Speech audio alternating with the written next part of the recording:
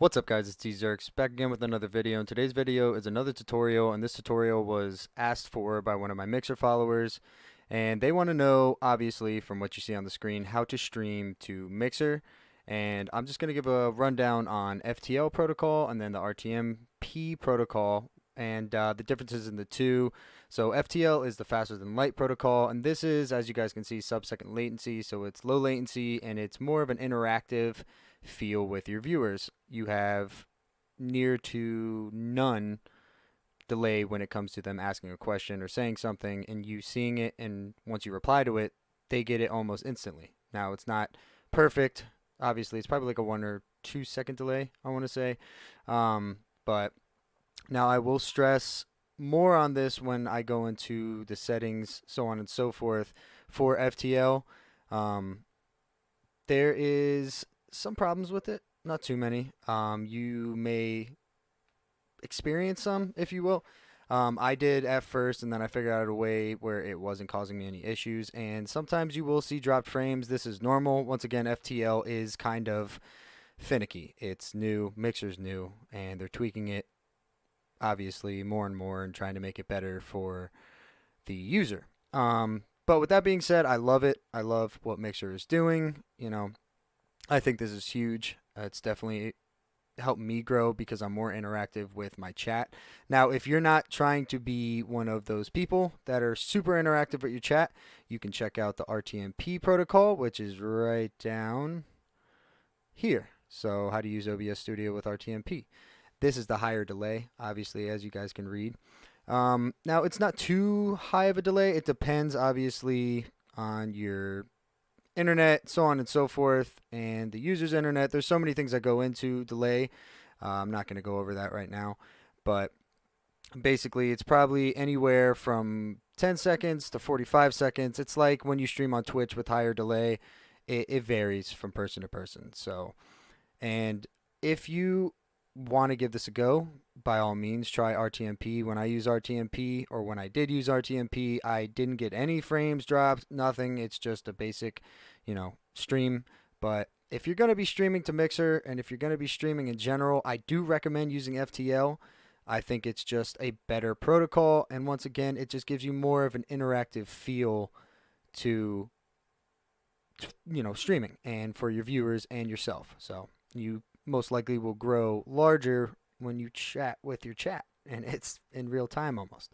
So with that being said, let's just jump right into the basics of streaming. So first and foremost, you're going to have to know your bitrate.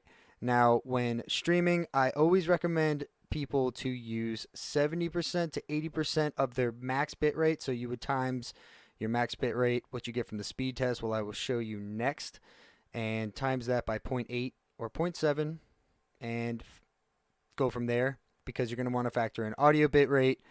You're also going to want to factor in your game's bitrate, its upload speed that it needs so it doesn't lag.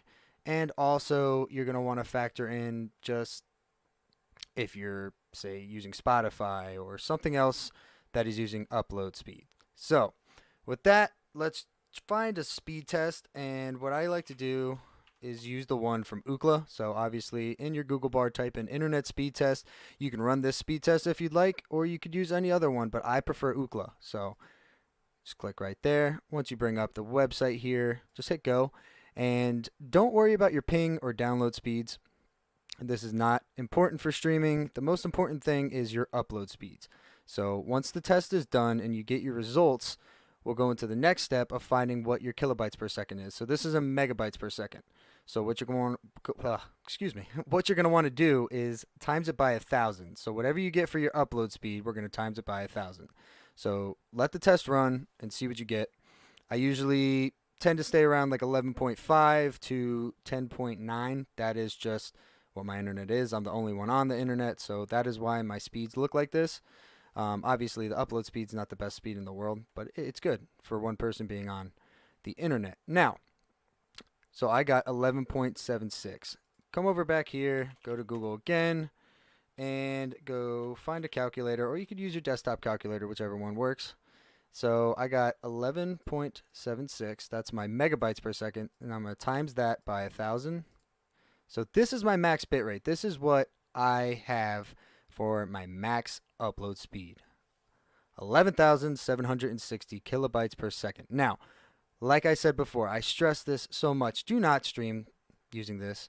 If you're not partnered and you don't have encoder settings for viewers with slower internet, so on and so forth, even if you did, don't stream using this much upload speed. It's not going to help you out. Viewers are not going to stick around because they're going to be stuck buffering the stream. So do not use that. I recommend if you're going to be streaming at 720p 30 frames per second, use that sweet spot, 2500 kilobytes per second. Now, if you wanted to know what this was, say you have even higher upload speeds, or say you have lower, and you want to know what it is times 80% or 70%, like I said before, just times it by 0.8. Okay, there you go. Or you can change that out and do 0.7. So this would be if I wanted to stream using this much, kilobytes per second. This is what I would use. 9,408. Now, like I said before, we're not going to use that. We're going to just use the sweet spot. This is what I stream at. This is what a lot of people stream at before they're partnered and they have those encoder settings, 2,500. And like I said before, also, FTL is really finicky. You may have to play with it. You could stream at 3,000 kilobytes per second and it'd be fine. You get minimal frame dropped. But once again, this video is going to be based around 2,500 kilobytes per second. Now, if you're using RTMP, you can go all the way up to 4,000, so on and so forth. I don't recommend going over, let's say, 4,500 to 5,000. I think the US average internet speed is 18.75 megabytes per second. Okay, but, give or take, you're also going to have other countries most likely viewing your stream coming in from all over the world, so they may not have that great of download speed. But if you're streaming RTMP, you can use anywhere from 2,500 to, let's say, 5,000.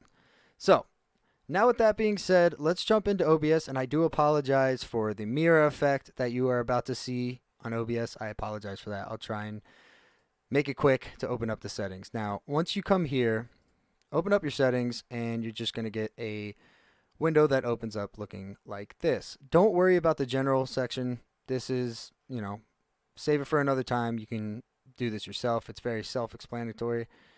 What you're going to want to go to next is the stream section. All right, so this is what the bread and butter of setting up the stream so you can stream to Mixer. This is where you're going to start. So come down here, stream type, streaming services. Do not do custom streaming server. This is that you don't have a custom streaming server, I'm guessing, and if you're streaming to Mixer, you're not going to be using a custom streaming server. So come to service. So we see the RTMP and FTL first. We'll go with FTL. I'll explain that. So mixer.com-FTL. Don't click this box here. Server. So it is saying that auto is recommended. Now, when I used auto, it caused so many stutters in my stream. It just was not watchable, and I couldn't stream with FTL. I thought there was no way, and I was kind of bummed out because I was super excited to use this. Excuse me, but what I found out is using a server that is closest to you will help you out. So let's open up here the Google browser again, and let's go to mixer.com and figure out our stream key, where to find that, and also what server is closest to us. So what you're going to want to do is once you open up and you're logged into your Mixer account, come to Manage Channel. It's going to bring up a window like this or a page like this. Go to Stream Setup, and if you haven't downloaded OBS yet, make sure to download OBS. And you can just click this box here. I'll just open that link in a new tab and go through the process of downloading something. I'm sure if you guys are trying to do this, I'm sure either you've downloaded OBS or you know how to. So, or you've downloaded something before. I don't think I need to go over that. If I do, please leave a comment in the comment section below and I will get to that. But anyway, so let's see this. This is the closest ingest server to me, Washington, D.C. Hence why I have Washington, D.C. set as my server for in the OBS section. Now, don't worry about this RTMP. I know it says that and you're probably thinking, but we're using FTL. It doesn't matter. This is what we need right here. Don't copy this. Just know, okay, Washington, D.C. is the closest one for me. And this right here is our stream key. Do not give this out to anybody, because if they get that, they can stream to your channel. And yeah, it's just not good to give that out. Obviously, I'm going to have to regenerate a new stream key after this video goes live. So yeah, this is your stream key. Make sure to copy this. Copy that. Come back to OBS and paste your stream key right there. Control V. And set the server to whatever server you got to be the closest one to you. Washington, D.C. Click apply. All right. Now we finished up that section. And that is how you set up your stream section of this. So move down to output now. Now, you could leave it at simple. I don't think that's smart. We're going to go advanced. Do not, I stress this enough, do not rescale output. I mean, you could if you'd like, but I used to do it, and I've noticed stopping that, like not rescaling the output, has helped my stream quality tremendously. The reason being, you are basically rescaling an output from the video section down here twice. So your base canvas obviously gets rescaled, and then your output scaled resolution, like if you left it at 1080, you would be doing it once more to restream or rescale it at 720. So do not do that. Encoder, I use x264. You can use NVEC, but if you use NVEC, you're going to have to set this bitrate, if you want the quality to be good, to about 6,000 or more. Once again, I don't recommend streaming at that high of a bitrate because you do not have an encoder settings yet. Some people may beg to differ and say I'm crazy and use NVEC or NVENC or whatever the hell it is. I don't use that. I use x264. So that is the encoder. Choose that. Come down here, rate control. Use constant bitrate. That's what CBR stands for. It's basically going to spit out enough bitrate to keep it constant, to keep it in layman's terms. If you want to know more about that, Google it. So yeah, use CBR. Don't use VBR, ABR, CRF. Don't use that. Just use CBR. Bitrate, like I said before, this tutorial is all about the 2500 bitrate, at least for the FTL section of it. So set that to 2500. Don't click use custom buffer size. You can, but I don't. Oh, wow. I don't know why that's set to that. It should be set to 2500. So you want to keep it about the same, or if anything, you can set this a little bit higher. Once again, you don't have to use it. Just leave that unchecked. Keyframe interval. This is, once again, another thing that's kind of complicated to get into. I'm not going to get into it, but just set it to 2. Do not set it to 0. Please do not do that. Set it from 1 to 3, any of those, so 1, 2, or 3. I leave mine at 2. And we'll move on now to the CPU usage preset. Now, this is hard because if you have a computer that can handle it, I recommend anywhere from medium to faster. You could go down to slow or slower. Don't do that. You'll burn out your CPU. Now, if you have a dedicated streaming PC that is only going to be used for streaming, hell, go all the way down to placebo. I don't care. But if you have a one PC setup that is going to be running the game and also streaming, and also any other things that are going on your PC, do not drop down lower than medium if you have the CPU for, or that can handle that. So I have an 8700K. It's water cooled. It's not overclocked. I haven't got into that yet. I know I probably should have, but I set mine to medium and it's fine. The CPU usage, when I bring up the task manager to check it, doesn't go above 50. If you start going into like the 70, 80s, and if you get to 100, that's not good. You do not want to do that. So I set mine to medium. Check your CPU. Look on Google. See if you can handle it. But if you can't and you have to use ultra fast, you probably shouldn't be streaming on that PC. You can try it. But I recommend anywhere from medium to super fast or very fast. So I set mine to medium. And profile, I've heard different things. I've heard high and main are good to use for FTL. I just use main. I haven't really looked into this section of things, but just set it to main. Tune, none. Don't worry about this either. Once again, click apply, and we'll move on. Audio, sample rate. You can leave it at 44.1 kilohertz. To find out what you should set it to, come down here. So once again, this little speaker, right click it, hit sounds, bring up a window like this, and we'll go to recording and the microphone you use. So come here, advanced, and so mine is at 48K or 48 kilohertz. You can have a drop down menu and see how high it goes to. Don't go any higher than 48. Yeah, so that's why I set mine to. Now if you have 44.1, set it to that and hit OK. We don't need this anymore. So 48 kilohertz it is. Channels, keep it to stereo. Everything else, desktop audio device, disabled. Mic/auxiliary audio device. This is your microphone, obviously. So mine is microphone 2 high definition. These disabled. Audio meter decay rate. I just leave it to fast. I haven't once again looked at this. Peak meter type. I just leave it to sample peak. Everything else, just leave it the same how you found it. And we'll move on now to the video section. So video section is pretty self-explanatory as well. Base canvas, this is your monitor's canvas, and most people will either have 1080 or 4K or so on and so forth. There's only two options for me. I don't have a 720p monitor. I have a 1080 monitor, so that is what I set to. Now, once again, I'm streaming with 720p 30 frames per second.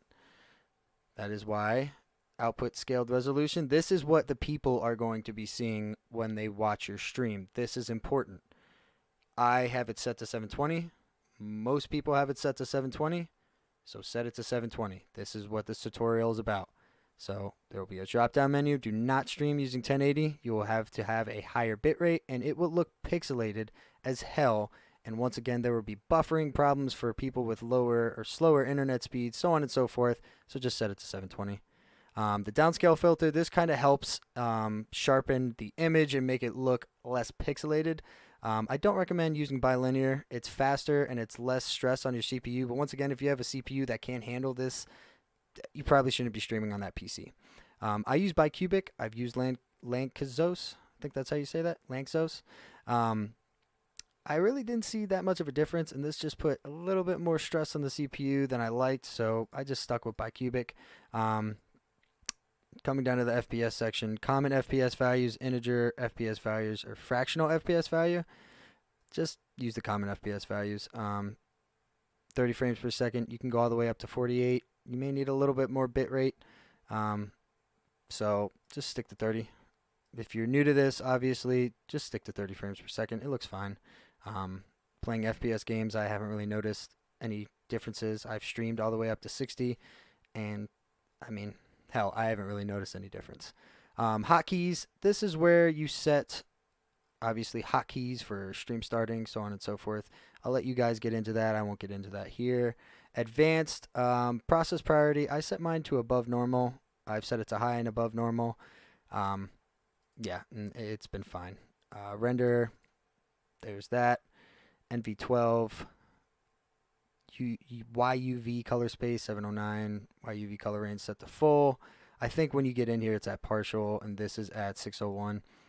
I haven't really noticed a difference when I changed it, so one of my friends told me to change it, so I did that. Everything else leave the same.